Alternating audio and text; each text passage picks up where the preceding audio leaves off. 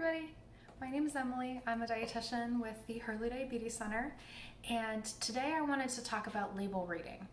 So you're going to find a label or the nutrition facts on packaging of different foods. So when we look at a label, the first thing to look at and the most important part is going to be up top the serving size, because all of these other numbers down here are talking about what's in one serving.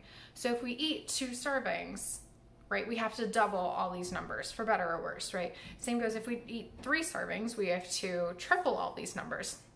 Now, the serving size is not a hard and fast rule of how much of this food we should eat, but it does help if we are trying to watch portions. It does give us a helpful starting point. So after we look at the serving size, I'm going to try and see if this focuses and zoom this in a little bit. So after we look at the serving size, you can look at the calories. The calories they're bold, they're a lot bigger than they used to be, just to make it easier to read.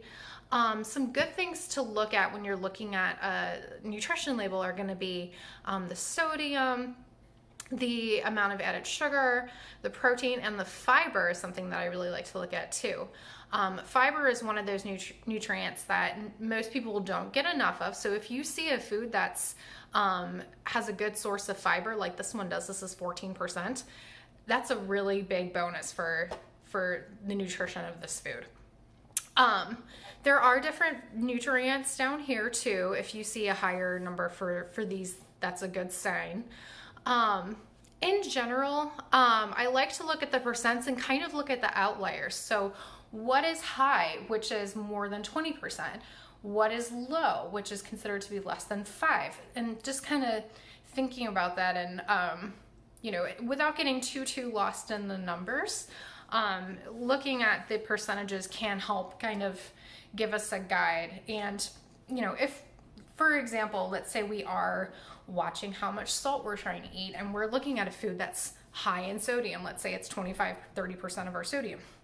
If we do really want to have that food, my recommendation would be to, watch the portions of that food and then make that the only high salt food for that day.